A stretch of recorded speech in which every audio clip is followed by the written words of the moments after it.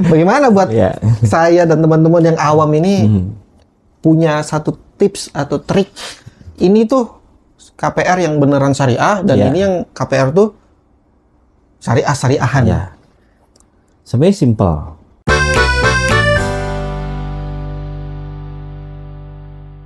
Oke, hari ini kita bakal bahas tentang KPR, Ustaz. Siap. Kredit, apa ya kepanjangannya? Kredit pemilikan rumah. Oh iya, kredit kepemilikan rumah. Iya, kepemilikan rumah. Jadi KKR dong harusnya. KKR sebenarnya. Kalau KKR ada makna lain lagi. Iya. Jadinya KPR ya. KPR. Jadi antum ini sehari-hari memang bergerak di sehari-hari di properti. Properti ya. Ya, jadi kita bahasanya ngelihat realitas sebenarnya lebih ke ini ya. Larinya kenapa properti, backgroundnya dakwah ya gitu. Terus kemudian nggak ada yang garap dakwah di bidang ini gitu. Bidang properti. Bidang properti. Jadi di bidang properti pun ada peluang dakwahnya ya, Coach. Justru sebenarnya backgroundnya dakwah aslinya gitu. Jadi pemain KPR syariah itu dikatakan dia syariah kalau dia pakai dakwah backgroundnya. Oh gitu. Iya. Karena sebenarnya korbannya kan KPR itu yang umum itu murni ribawi gitu. Jadi dari akadnya tumpang tindih bisa jadi bukan hanya jual beli tapi bisa sewa beli. Oh gitu. Iya. Oh ini jadi menarik nih Ustadz. Iya. Jadi sebenarnya KPR itu terbagi lagi Ustadz ya? Iya. Ada yang berarti konvensional. Konvensional, ada syariah. Syariah. Ya. Nah kalau antum yang syariah ya? Yang kita yang syariah, coba masuk di lini dakwah seperti itu. Karena sebenarnya kan kita mau edukasi riba. Yang kita jual bukan punya rumahnya, tapi tempat tinggal yang berkah tanpa ada dosa gitu. Wow. Karena larinya gini. Tapi gini Ustaz, termasuk aku mungkin ya. Ya. Banyak orang masih belum paham nih. Sebenarnya perbedaan yang konsep KPR syariah ataupun yang konvensional. Ini kalau misalkan gini Ustaz. Ketika kita mengkesampingkan halal haram. Apakah sebenarnya syariah itu lebih menguntungkan dari konvensional atau seperti apa? Ya. Yang syariah itu sebenarnya kita bagi juga. Ada lagi? Ada lagi. Gitu. Cuman kita ke konvensional dulu. Ya, kalau konvensional dulu kan sebenarnya lebih kepada, ini kan ada dana subsidi pemerintah nih gitu. Subsidi pemerintah. Bahkan rumah yang sekarang muncul itu rumah MBR namanya. Apa itu? Rumah untuk masyarakat berpenghasilan rendah. Gitu. MBR.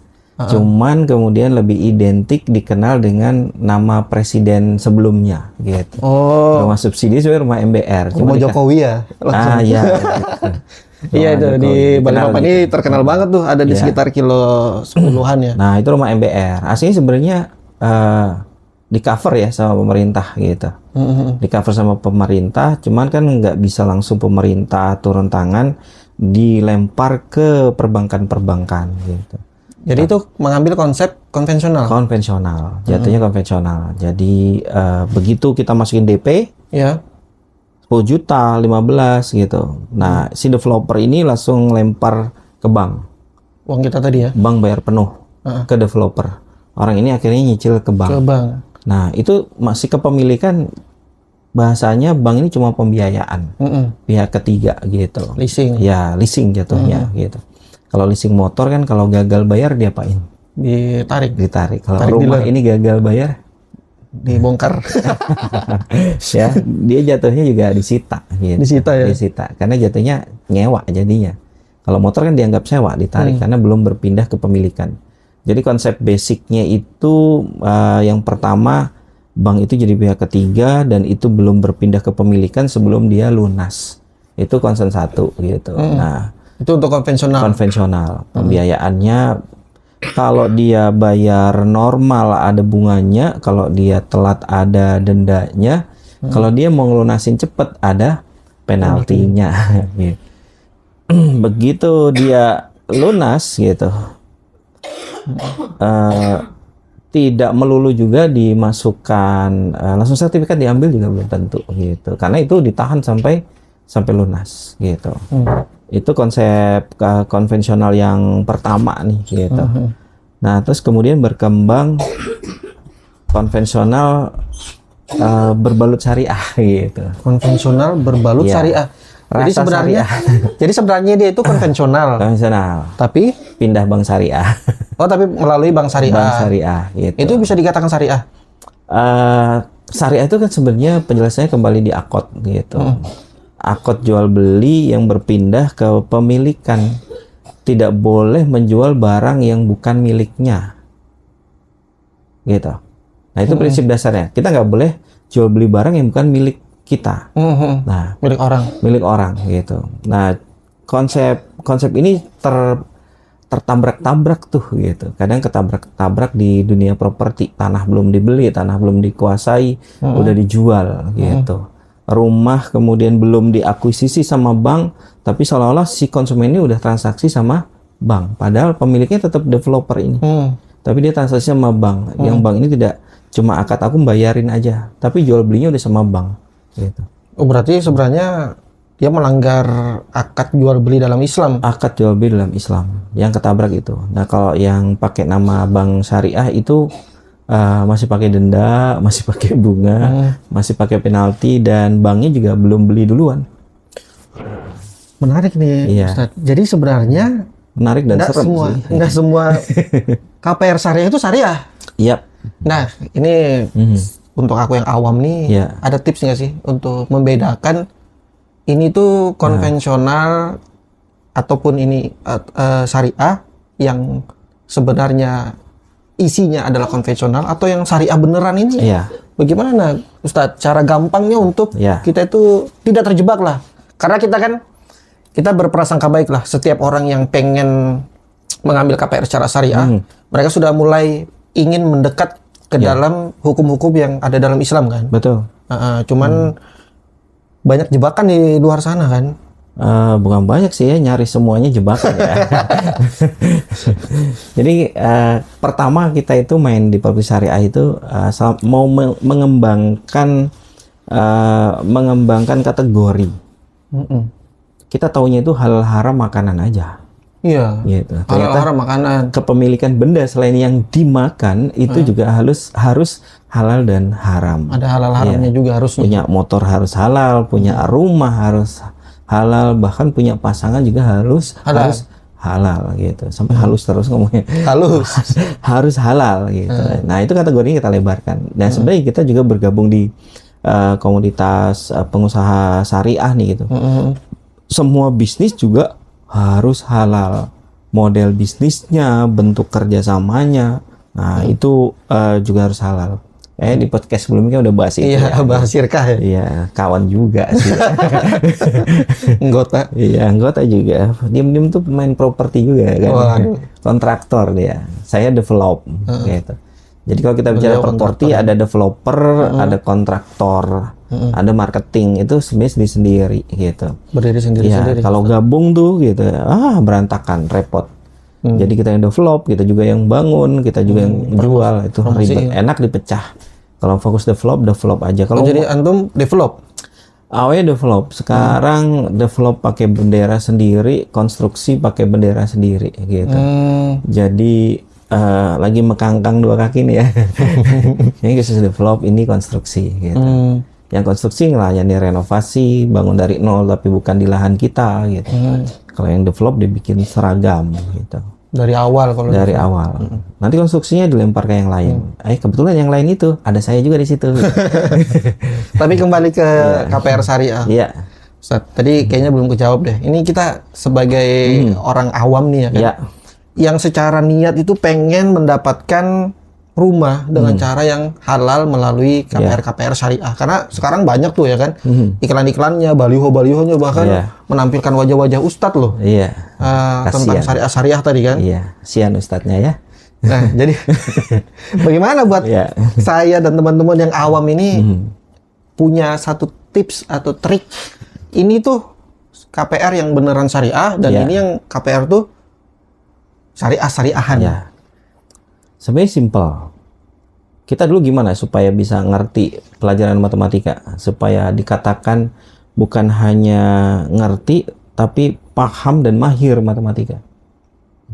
Pelajarin. Iya. Seberapa level belajarnya kalau dari 1 sampai 10 untuk dikatakan ahli 10 mungkin. 10. Berarti serius apa main-main? Serius.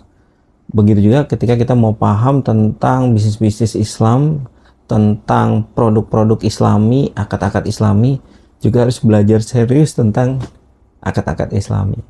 Nah, selama ini kan kita cuma tergiur tentang bayarnya ke developer doang, gitu. Tapi lupa tentang bahasanya akad jual belinya, berpindah ke pemilikannya gitu.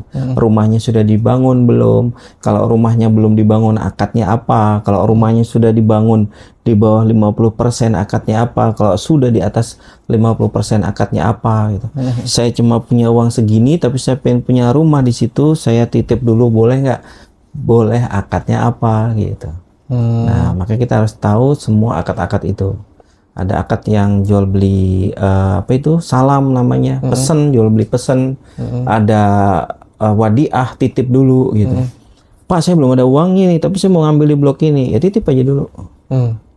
Titip, akadnya wadiah, boleh diambil kapan saja gitu. Begitu nanti cukup, baru dibangunkan secara bertahap. Bu, ini udah cukup nih untuk tahap 1. Untuk boplang, cakar ayam, sama slup gitu. Oh ya sudah, akad. Uangnya dititip tadi ya. Habis itu di tengah jalan dia bisa, Pak, kayaknya saya stop dulu deh. Saya lanjut sama kontraktor yang lain, ya nggak apa-apa gitu. Karena akadnya selesai. Akadnya selesai, putus. Nggak gitu. gantung. Ya. Ada juga yang kemudian karena rumahnya belum dibangun, akadnya jual beli tanah dulu. Baru bangunannya itu akad jasa. Menyusul. Iya. Nah, yang sering kan sebenarnya satu kali hajar nih. Dia punya tanah, ngaku sebagai developer, terus kemudian langsung dia bayar angsuran bulanan, nanti dibangun sampai tahap tertentu gitu. Akadnya jual beli. Padahal sebenarnya di situ ada jual beli tanah, jasa bangun rumah, sama beli material. Tiga kepentingan dijadikan satu akad. Kan itu rusak semua. Bukan rusak, malah batil. Kalau dalam Islam batil. Iya, Ustaz ya. Iya. Jadinya dipisah gitu. Dia kalau dia pemilik toko bangunan boleh 2 akad aja, jual beli tanah, jasa konstruksi. Jadi memang untuk memahami konsep syariah dalam akad-akad syariah, ya berarti kita harus pelajari ya. Harus pelajari gitu. Jadi sehingga kuncinya gini, si penjual ini harus ada edukasi. Penjual dan pembeli. Pembelinya ngerti nih tentang edukasi. Gak kok cuma ngandalkan ini syariah nih, kita nggak pakai bank, bayarnya ke developer gitu. Lihat lagi, developernya dia biasa dakwah tentang riba nggak? Gitu. Kalau dia cuma ngandalkan tanpa riba, tanpa goror, tapi dilihat lagi gitu, activity dia sehari-hari. Karena backgroundnya developer properti syariah yang kita ada itu, komitmennya pertama itu sebenarnya dakwah anti riba, gitu. Mau melepaskan banyak orang yang terjerat dengan KPR ribawi. Nah itu spiritnya itu, gitu. Spiritnya itu, bukan jualannya sebenarnya, gitu. Mungkin Ustadz supaya kita gampang mencerna juga. Aku juga gampang mencerna, mungkin teman-teman yang awam gampang. Siap. Bagaimana kalau kita studi kasus. Jadi misalkan aku nih mau beli nih, ya kan. Nanti Ustadz kasih tahu peluang benarnya seperti apa dan peluang salahnya seperti apa. Misalkan aku punya uang nih, Ustadz, harga rumah di suatu tempat itu anggaplah 500 juta. Nah, betul. 500 juta misalkan ya. Mau bilang 100 juta, rumah di mana 100 juta? Kan? Sekarang kita lagi promo 100 juta tipe 36. Oh serius? Iya. Wah, bisa dipromokan ini. 100 juta tipe 36 ya? Tipe 36. Itu daerah mana? Tanahnya tanah sendiri. Kalau mau di tanah beberapa relasi kita, di 180, 190 sampai 200. Kalau yang 100 tadi dibangunkan. Kita punya tanah sendiri. Kita punya tanah sendiri. Oh, tapi kalau sama tanah estimasi sekitar ya paling mahal di 220 lah. 180 bisa. Sampai di 200. Kayaknya masih ada satu slot yang buat 170 ada. Waduh. Iya. Nah, anggaplah tadi ya ada harga rumah 500 juta. Okay. Aku punya uang karena nggak bisa aku lunasin. Aku hanya punya uang 100 juta. Akhirnya aku nyari KPR tuh. Karena aku baru kenal Islam dikit-dikit nih. Jadi aku berpatokan pada developer-developer yang mengatasnamakan syariah. Akhirnya datanglah aku ke developer. Nah, untuk pertama kali datang, ternyata diminta DP 100 juta. Ya. Nah itu sebenarnya seperti apa, Ustaz? Peluang salahnya di mana? Ditanya dulu nanti akad kepemilikannya seperti apa. Oh berarti yang saya lakukan, Ini akadnya nanti gimana Pak? Gitu. Akad jual beli gimana? 100 ini saya dapat apa? Gitu. Ya, 100 untuk apa nih? Iya, 100 untuk yang apa? benar seperti apa, Ustaz? Nah, yang benar itu sebenarnya emang kalau mau aman bisa akad salam nih. Tanya dulu total harga rumahnya berapa? 500 tadi. Ya, 500 ya. Oke. Harga cashnya 500. Saya ada 100 nih gitu. Nah, biasanya itu kalau developer properti syariah yang dia minim modal, gitu, dia itu muterin duit konsumen, gitu. Jadi dia punya basic satu rumah ini HPP-nya adalah yang 500 juta tadi, berarti sebenarnya rumahnya mewah lah ya, gitu. HPP-nya itu bisa jadi di sekitaran taruhlah 30-40%. Nah, dia biasanya minta DP itu untuk bangunkan, gitu. Itu modal bangun. Modal bangun. Tapi boleh itu? Ya boleh. Uang kita dijadikan modal bangun. Akadnya wadiah, titip. Jadi uang saya tadi dititipkan. Jadi kalau jual beli dulu sebenarnya yang paling afdol, paling aman, kunci dari jual beli rumah itu kepemilikannya apa sih? Nah, nggak tahu. Iya. Yang benar gimana? Tanahnya aslinya kan gitu. Oh jadi kita sebenarnya 100 juta itu untuk beli tanah. Sebenarnya kuasai bagusnya dulu tanah. Gitu ya? Iya. Kuasai dulu tanahnya gitu. Nah, karena kalau enggak kuasain tanahnya, bisa dikemplang kapan aja kita, gitu. Oke deh 100 juta, tapi saya minta bukti kepemilikan ini sudah jadi tanah saya, gitu. Nah biasanya kalau yang salah itu apa? Udah jadi satu harganya, di blending jadi satu. Jadi 500 juta, sisanya 400 juta. Ya, jadi 100 itu DP, nanti kalau masuk DP total 150 juta baru dibangunkan, jadi Anda masih harus nyicil 50 juta nih, gitu. Nyicil terus. Nah, untuk supaya dia bisa dibangunkan. Supaya bisa dibangunkan, gitu. Nah, cuma pertanyaannya akadnya apa nih yang... Berarti kuncinya di akad ya? Di akad, gitu. Selalu semua di akad. Apa yang membedakan kita halal dan haram dengan seorang wanita pada saat hubungan seksual? Akad. Akad. Nah, saya terima nikahnya sama gitu. Cuma beda 5 menit loh. Satunya zina, satunya halal kan. Gitu. Iya. Jadi yang maksud saya itu gini, Ustaz. Akad seperti apa yang benar tadi? Berarti kita harus komunikasi sama pihak developer 100 juta. Ini akad apa saya supaya dapat rumah 500 juta? Ditanya detail, nanti dia kan punya varian akad macam-macam tuh ya. Bisa jual beli salam, dia tapi siap rumah setengah jadi. Gitu. Ada loh yang kayak gini, Ustaz. Rumah itu sudah ada, sudah jadi. Ya. Tinggal diakadkan. Enak malah begitu. 100 juta, jadi itu kan tadi antum bilang wadiah atau titip. Itu kan bangunnya belum ada. Jadi 100 juta kita usahakan untuk terakuisisi lah tanah ini dulu. Akad ke tanah. 400 juta itu pembangunan berarti kan? Itu perlindungan customer ya itu sebenarnya. Jadi 100 juta kita nggak sia-sia seandainya kedepannya terjadi hal-hal yang... Betul. Kalau itu kalau kita benar-benar cocok sama tempat itu, gitu. Nah, ini kita anggap rumah itu sudah ada. Karena kebanyakan kan ada yang rumahnya sudah ada tuh. Ya, rumah yang ada itu ada di bawah 50%, ada di atas 50%, atau ada yang sudah 100%. Finishing maksudnya? Itu beda akadnya lagi. Misalkan yang finishing nih. Kalau finishing tinggal akad jual beli aja. Oh, kalau finishing tinggal akad jual beli. Lebih gampang ya? Lebih gampang. Gitu. Jadi kalau misalkan sudah ada nih bentuk rumahnya nih, udah jual beli. Jadi uang saya 100 juta tadi, DP? Ya. Boleh jadi DP ya? Boleh. DP jadi 400 jutanya langsung di kredit. Bahkan DP 1 juta atau UTJ nih uang tanda jadi, kalau developernya mau akad, itu semua udah berpindah ke pemilikan. Tinggal concernnya adalah sertifikatnya kemana. Nah, jadi sertifikatnya kemana nih? Kalau sertifikatnya ditahan sebagai jaminan oleh developer, itu nggak boleh. Loh, jadi harusnya? Nggak syar'i. Tapi kan itu jaminan, Ustaz. Iya. Karena tidak boleh menjaminkan barang yang sama. Barang yang dibeli, barang itu juga yang dijaminkan. Tapi kan si developer butuh penjamin kan? Hampir semua developer konven dan syariah butuh begitu. Agunan. Sertifikatnya ditahan. Gitu. Agunan harus barang lain kalau mau yang syar'i ya. Gitu. Atau sekalian tanpa agunan, sertifikatnya dititipkan pihak ketiga. Oh, pihak ketiga lagi? Iya, bisa notaris. Oh, boleh gitu? Nanti kalau sampai di angka segini baru boleh lepas sertifikat. Gitu. Oh. Jadi masing-masing tidak boleh. Jadi jalur halalnya kayak gitu ya? Ya. Karena sebenarnya kita serem lagi juga nih ya kalau buru-buru ngelepas sertifikat atau sekolah ke bank. Ya, gitu. Sama aja. Niatnya edukasi. Katanya syariah. Iya. Sekalinya sekolah ke bank. Kalau udah seperti itu salahnya dia. Tapi kan kita pengen edukasi nih. Iya, gitu. Nah, maksudnya akhirnya kita bentuk antisipasi ya. Akhirnya kita membantu. Alah, gitu. Ngulangin lagi dia. Beli rumah syariah di mana? Di sini nih ya. Bayarnya gimana? Kemarin pakai bank ini ya. Alah. Sudah jelas itu. Kan jadi noda di properti syariahnya jadi. Oh, berarti kalau misalkan rumah itu sudah ada finishing 100%, ini jauh lebih mudah karena akadnya langsung jual beli. KPR kan begitu tuh.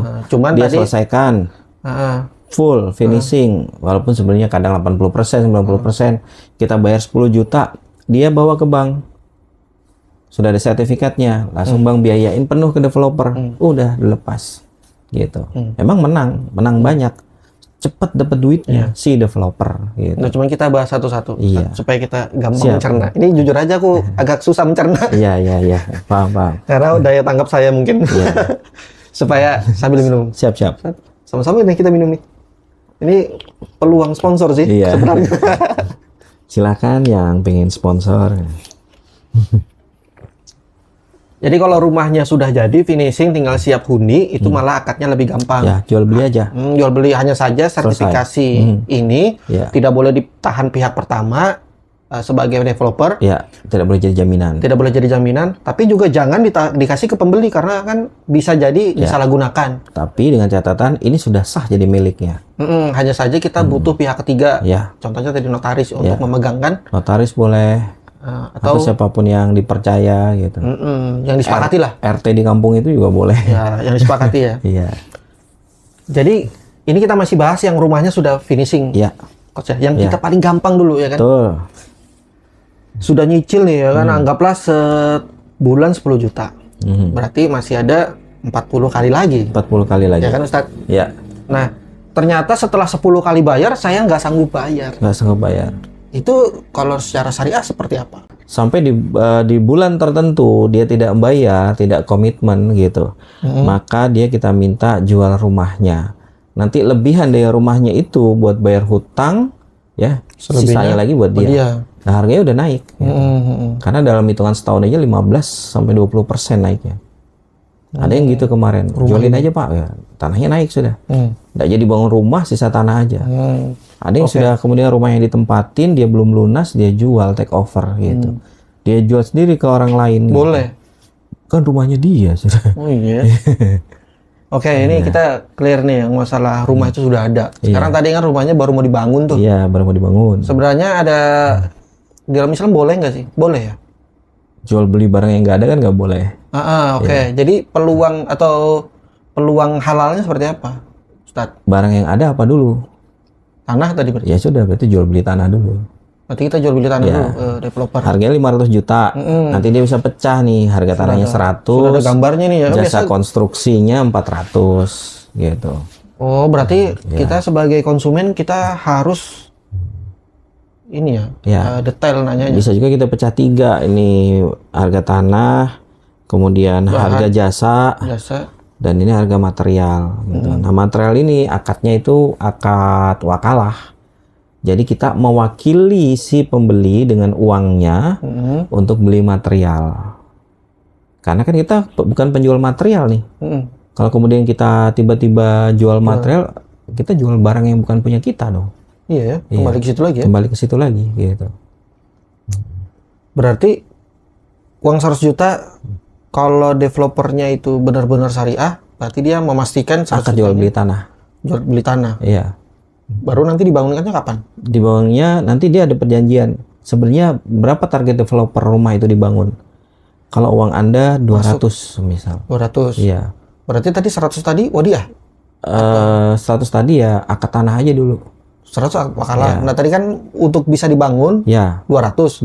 Berarti 100-nya lagi akad apa? 100-nya lagi itu berarti akad nanti wakalah tadi. Ya, dia bisa titip nih, ya. Wadiah atau wakalah tadi? Wadiah. Wadiah, titip dulu. Dia bisa titip gitu. Bisa titip.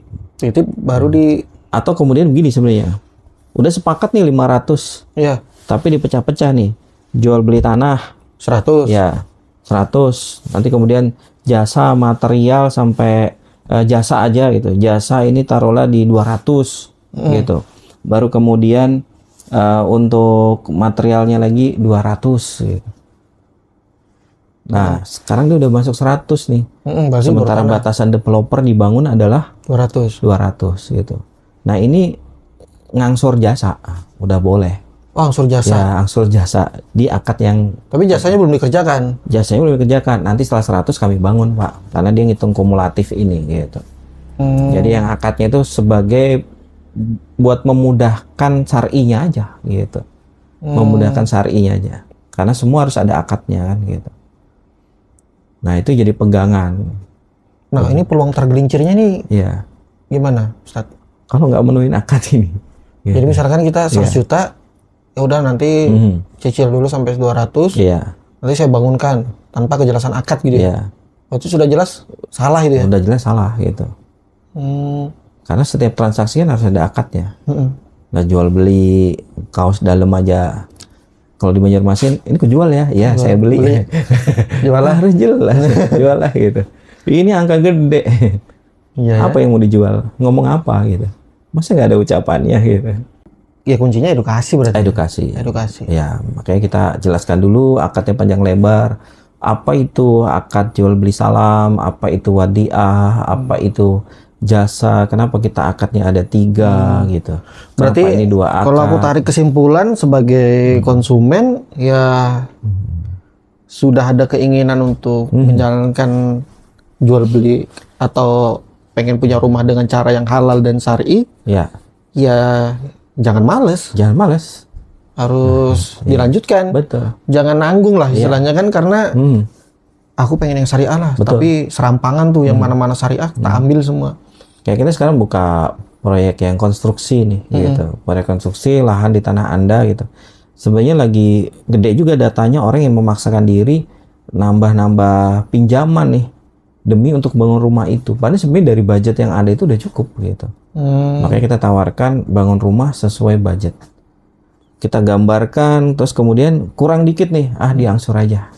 Kita tawarkan ngangsur di situ. Angsur. Iya. Karena sebenarnya udah cukup untuk masuk material dan jasa. Angsurannya profit kita, profit bisa belakangan lah gitu. Bisa belakangan lah gitu. Gitu. Tapi ya tetap aja ada yang mau mucil bahasanya gitu. Ya kayak gini kita transaksinya di notaris aja kalau yang nakal-nakal gitu. Tetap harus melibatkan notaris. Betul. Gitu. Bisa pakai notaris. Kalau kita ngelihat ini bisa ada trust nih. Nah, kita eksekusi sendiri gitu. Berarti memang kunci paling gampang tadi kalau saya tangkap tidak melibatkan bank. Bank apapun, konvensional maupun bank apapun. Ya sebenarnya bisa aja kalau bank mau ngikutin terus. Tapi faktanya kan tidak ada yang mau mengikuti aturan Anda. Betul. Simpelnya karena memang belum ada bank yang mau mengikuti cara-cara seperti itu. Berarti filter pertama sebagai konsumen yang masih belum punya banyak ilmunya, ya kita lihat si developer ini mengatasnamakan syariah, apakah dia kerjasama dengan bank? Ya kan? Kalau ada kerjasama, ya berarti kecil kemungkinan dia sebenarnya syariah murni. Ya, hampir semua sebenarnya kerjasama sama bank, bahkan properti syariah kerjasama sama bank. Buka rekening perusahaannya. Oh iya. Ya berarti saya juga kerjasama nih. Iya. Makanya kita pilih-pilih juga kemarin, memilih akad yang wadiah aja, gitu. Banknya nawarin tuh macam-macam akadnya gitu. Enggak, kita yang titip aja. Nanti uangnya berkurang loh Pak, ya nggak apa-apa gitu. Karena nggak dapat bagi hasil kan, gitu. Ya bagi hasil itu adalah bunga gitu. Berarti developer yang membiayain, Ustaz. Kalau udah pakai bank. Sayangnya begitu. Jadi kita main, ya emang harus cermat perhitungan duitnya. Berarti ya kita sebagai konsumen harus mengetahui bahwa ini pembiayaannya dari siapa, akadnya sama siapa. Selain mengetahui, kadang perlu tahu diri juga kan. Ini kita lagi bantu nih supaya punya rumah gitu. Kerjasama juga gitu. Karena sebenarnya emang sifatnya begitu. Mau melekat dengan keislaman itu wajar dan sah-sah saja. Hanya saja harus diimbangi dengan pengetahuan juga ya Ustaz ya. Karena memang di luar sana ada oknum-oknum yang tidak bertanggung jawab yang mengatasnamakan syariah, tapi faktanya tidak. Betul. Yang akhirnya mereka yang mencoreng nama-nama syariah, akhirnya hampir mungkin beberapa yang beneran syariah ikut Kena juga, kena dampaknya semua. Kena dampak. Iya. Ya mungkin itu sih yang aku mau tanyakan, Ustaz. Iya. Kita dari sisi konsumen. Iya. Siap. Karena mungkin banyak yang nonton kan juga dari konsumen kan, bukan dari developer nih. Mau ukuran berapa jadi? Langsung ya. Mumpung lagi promo ya kan. Ada lahan nganggur siap dibangun, kita bangunkan. Oh, jadi bisa gitu. Iya. Itu kalau mau hubungin antum lewat mana? Sama aja kayak kemarin. Sama tahu nanti kan kita masukkan nomornya di sini. Mau menghubungi kan, mau bangun rumah dengan cara syariah. Atau sudah kepikiran nih bakal bangun dengan cara syariah, tapi uangnya belum ada, belajar dulu. Bisa ya? Bisa. Ya kan? Sementara kalau kemudian butuh banget rumah tapi belum ada duit, supaya aman, berkah, kontrak aja. Sambil nabung pelan-pelan gitu. Tapi sekarang sih kalau yang tidak mementingkan halal haram ya. Iya. Kan mending nyicil nggak sih daripada ngontrak. Betul. Kontrak uangnya hilang. Ngontrak uangnya hilang. Nyicil aja gitu. Nyicil kan ada kemudian suatu titik tertentu jadi hak milik. Betul. Kuasain dulu aja tanahnya. Kalau ternyata ada developer nawarkan konsep itu, akad tanahnya dulu, ajar. Karena tanahnya nggak kemana-mana itu. Rumah itu yang bikin naik, yang bikin mahal, itu tanahnya. Aslinya sebenarnya jual beli tanah. Rahasia sih. Aslinya sebenarnya jual beli tanah. Bangunan itu tambah lama, nilainya itu turun. Ya, karena ada penyusutan ya. Tanah itu naik terus. Naik. Anomali. Iya. Dari barang-barang yang makanya kita ada rencana mau rilis, tanahnya ukurannya gede, bangunannya kecil aja. Gitu. Tipe 21, tipe 27 gitu. Tanahnya sehektar. Tanahnya sawah itu jangan-jangan. Tanahnya kafling normal lah, tanahnya kafling normal 15 gitu, mungkin gitu-gitu ya. Nah, itu sebenarnya udah cukup kan gitu. Dia tinggal nanti ini konsep rumah bertumbuh. Nanti dia tinggal nambah 1 kamar lagi. Tapi udah kita gambarkan full plan seluruhnya. Berarti plannya full, cuman dikit-dikit diakatkan. Dikit-dikit diakatkan gitu. Supaya jual belinya berkah. Nah, dia sebenarnya udah paket dapat tanah sama rumah mungil itu. Dia tinggal memperbaiki aja sendiri. Gitu. Oke. Dapat sih sudah aku Ustadz, bahwa itu tadi aku sebagai konsumen karena memang sudah ada niatan untuk punya sesuatu termasuk rumah dengan cara yang syar'i ya kan. Karena sudah mengenal Islam, ya jangan stop di situ. Betul. Dan jangan malas juga, banyak-banyak bertanya. Karena konsepnya gini, kalau rumah kita nggak halal, ini kan ada dosa riba nih. Hitungannya itu kan per detik dosanya itu jalan. Wow. Nah, ini nyicilnya 10 tahun. 10 tahun dosa loh. Gambarnya gini, zina itu dosanya itu sama kayak kemudian tahu kalajengking ya. Tapi gedenya seanak sapi tuh. Wah. Nah, ekornya yang beracun itu ada 70 biji. Teng, nyengat kita. Selama ribuan tahun. Sampai akhirnya tubuh kita hancur, membusuk, dan keluar nanah dan darah dari kemaluan. Gara-gara kalajengking itu. Itu dosa zina nanti di akhirat begitu. Itu hukumannya? Hukumannya begitu. Nah, riba yang paling ringan itu sama seperti zina tadi itu, tapi dengan ibu kandung sendiri. Udah ngeri lagi dong. Dan itu 10 tahun. Nah, kita nawarkan Anda punya rumah halal, gak perlu khawatir dengan sholat yang dibatalkan doanya, yang ditolak doanya, karena aktivitas maksiat. Nah, itu yang tadi belum kebahas, Ustaz. Kenapa sih kita harus ngambil syariah? Ya itu tadi ya. Itu tadi. Karena ternyata sangat mengerikan ya. Petantang-petenteng rumah mewah 20 tahun dosa riba tuh. Yang lebih ngeri daripada zina tuh. Sebenarnya bisa dikatakan tidak ada pilihan, kita harus memang harus ngambil syariah. Gitu. Silahkan hubungi customer service bukan. Ya, itu sebenarnya makanya prioritasnya adalah dakwah. Seorang developer itu aslinya pengemban dakwah. Developer produk syariah, defaultnya pengemban dakwah. Nah, self masteringnya itu. Perkara kemudian dibeli laku, nah itu hadiah tambahan aja, ziyadah atas dari aktivitas dakwahnya. Gitu. Berarti memang kenapa kita harus ngambil syariah? Kenapa kita wajib mengambil properti syariah yang pengen punya rumah biar tidak terjebak ke dalam maksiat berkepanjangan. Ya, ngeri juga ya. Ya, itu pembatal semua ibadah jadinya. Karena masuknya ke riba ya. Iya. Riba, akad yang batil. batil, dosa kedua setelah syirik, jual beli haram, dosanya lebih besar daripada zina, bahkan 60 ribunya saja sama seperti 36 kali berzina. Gitu. Gila. Nah ini berapa ini? Ratusan juta kan gitu. Betul.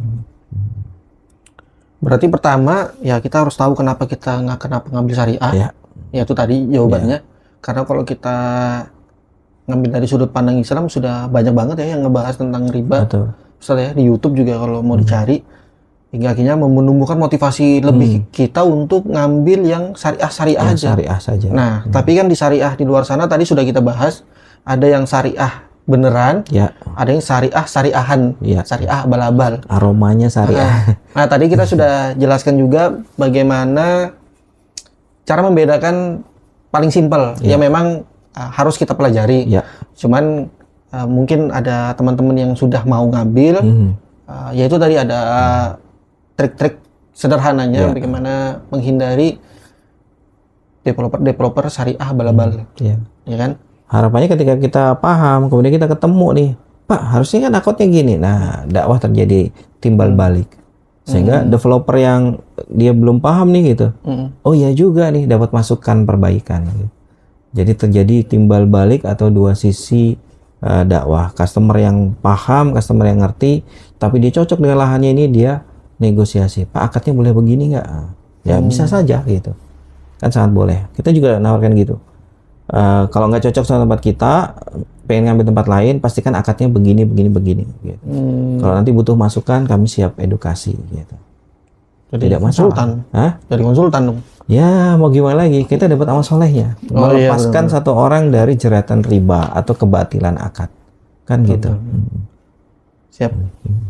Mungkin itu sih Ustaz, isi tema obrolan kita pada kesempatan kali ini. Ya, mungkin belum lengkap tapi minimal udah dapat insight. Iya, dapat gambaran lah. Karena memang kalau dari kata-kata antum tadi kan memang ya kita harus pelajari jauh lebih dalam kan.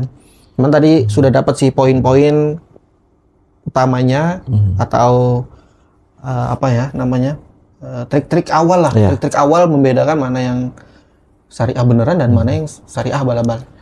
Sedikit serius aja dalam berpikir urusan kita. Hasilnya adalah perubahan, gitu. Mantap nih, bisa jadi quote of the day. Mikir serius sama dengan mikir perubahan. Waduh, mantap. Oke teh, siap. Kalau gitu, Ustaz. Kalau aku terima kasih nih sudah didatangin dan juga dikasih ilmu. Sama-sama, saya juga alhamdulillah dikasih kesempatan untuk berbagi. Ya walaupun cuma segelintir, tapi insya Allah saling menyelamatkan kita semua. Gitu. Oke, bagi teman-teman mungkin yang punya pertanyaan tentang KPR Syariah, itu boleh ditulis di kolom komentar jika ada pertanyaan ya. Nanti mungkin di lain kesempatan akan dijawab oleh Ustadz Agus. Ya kan Ustadz? Siap. Oke, kita ketemu lagi di podcast kita selanjutnya.